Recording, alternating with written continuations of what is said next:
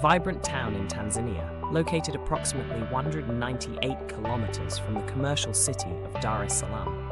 Morogoro, known for its picturesque landscapes and lively community, provides a more tranquil contrast to the fast-paced environment of Dar es Salaam.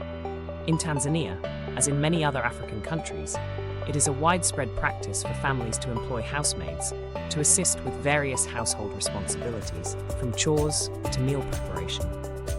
This arrangement helps manage the demands of daily life, especially for those with busy professional and personal schedules. Given my own demanding work schedule and the additional responsibility of caring for my younger brother, who was a primary school pupil by then, I found myself in need of extra support. Balancing the requirements of my job with the need to ensure that my brother's needs were met presented a significant challenge. To address this, I decided to hire a maid to help alleviate some of the household burdens. This decision was aimed at creating a more manageable routine, allowing me to focus on my professional obligations while ensuring that my brother received the attention and care he needed. I found a young girl from the nearby district of Morogoro named Amani, not her real name, who seemed like a promising choice for the role I needed to fill. At first, her enthusiasm and willingness to work gave me hope that she would be a reliable addition to our household. However, it wasn't long before I began to notice some troubling issues. Despite her initial appearance of eagerness, Amani's priorities soon became apparent as she spent an inordinate amount of time watching TV rather than focusing on her assigned chores. As the days went by, the consequences of her negligence became increasingly evident. The house, which I had hoped would be maintained in a state of cleanliness, started to fall short of expectations. Tasks that had previously been handled promptly were left incomplete or ignored, resulting in a noticeable decline in the home's overall tidiness. Additionally, meals that were once timely and well prepared became sporadic and often late, or worse, not cooked at all. The discrepancies between my expectations and her performance left me concerned and frustrated, casting doubt on her suitability for the role. One day, I decided the corridor needed a makeover and hired a painter to refresh the space with a clean, white coat of paint. The transformation was meant to be simple yet effective, restoring the walls to their former pristine condition. However, when I checked the walls the next morning, I was stunned to find them marred with black handprints smeared across the newly painted surface. It was a stark contrast to the clean, white walls I had envisioned, and the sight of the smudges was both surprising and frustrating. I confronted Amani about the unexpected mess, and she straightforwardly admitted that she was the culprit. When I pressed her for an explanation, she remained silent, offering no reason for her actions. My frustration quickly turned into anger as I scolded her, unable to comprehend why she would intentionally deface the newly painted walls. After the confrontation, I retreated to my room, hoping to escape the irritation and find some solace away from the mess and the unanswered questions. That night, I was jolted awake by a severe pain in my neck, a sensation that felt like an enormous weight pressing down on me. The discomfort was overwhelming, rendering me nearly immobile and unable to find any position that would alleviate the suffering.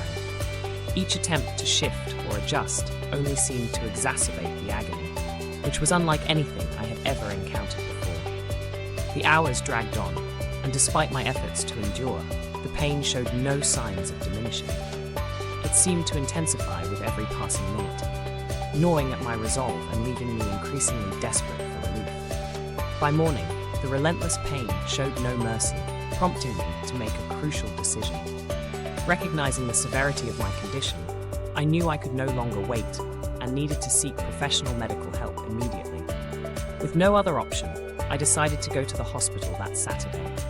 I promptly informed Amani and my brother of my situation, explaining the urgency and necessity of seeing a doctor as soon as possible. The gravity of my condition was apparent, and I was driven by an urgent need to address it before it could worsen further. When I returned from the hospital, my brother had a startling story to share that left me reeling. He revealed that Amani had confessed to him that she had entered my room the night before and sat on my neck as a form of punishment for scolding her. According to him, Amani had claimed she was a witch with dark powers including the ability to open locked doors and perform sinister magic. The gravity of these revelations was overwhelming, as it painted a picture of malevolence that I had barely begun to comprehend. My brother's account didn't stop there. He recounted that during our conversation on her first day in the house, it wasn't Amani herself who had been present, but rather her shadow. The real Amani had been out in the neighborhood, quietly observing the houses and the people. This eerie detail only deepened the sense of mystery and discomfort that had already surrounded her stay. To make matters even more unsettling, my brother claimed that on days when I had asked them to attend church, Amani's shadow would accompany him, lingering outside but never stepping inside the church itself. The most shocking part of his story was Amani's offer of witchcraft to him. Apparently, she had suggested that if he wished, she could teach him her dark arts. This revelation added a disturbing new dimension to the situation, making me question the true extent of Amani's influence and intentions. The unsettling nature of these revelations left me grappling with a profound sense of unease and suspicion about what had really been happening under our roof. I found it hard to accept his story. My first instinct was to attribute my neck pain to an uncomfortable sleeping position. The idea of it being linked to witchcraft seemed far-fetched and out of the question. I tried to rationalize it, dismissing the notion as an overreaction to a common physical discomfort. It just didn't make sense to me that something as ordinary as neck pain could be caused by anything so mysterious or supernatural. When I decided to confront Amani about the alleged witchcraft, I hoped to gain some clarity, or at least hear her side of the story. To my dismay, she responded with nothing but silence, offering no explanation or insight into the situation. Her refusal to address the accusation only deepened my confusion and unease. Without any answers, I was left grappling with unsettling doubts and questions, unsure of how to make sense of the whole ordeal. Feeling increasingly uneasy and unwilling to take any chances, I made the decision to send Amani back to her family in Morogoro. My concern for my brother's well-being was growing stronger by the day, and the possibility of him being exposed to witchcraft or any other form of harm was deeply troubling. The uncertainty surrounding Amani's silence only fueled my worries, making it clear that I needed to take action to protect him from any potential threats. Sending Amani away seemed like the most prudent choice under the circumstances. I couldn't shake the fear that whatever was causing my discomfort might be linked to something more sinister, and I didn't want to risk my brother's safety for the sake of leaving any doubt unaddressed. By sending her back to her family, I hoped to remove any potential danger and restore a sense of security to our home. With Amani gone, life gradually started to return to its usual rhythm. My brother and I resumed our daily routine, and the house slowly regained its sense of normalcy as the walls were repainted and the physical traces of her presence were erased.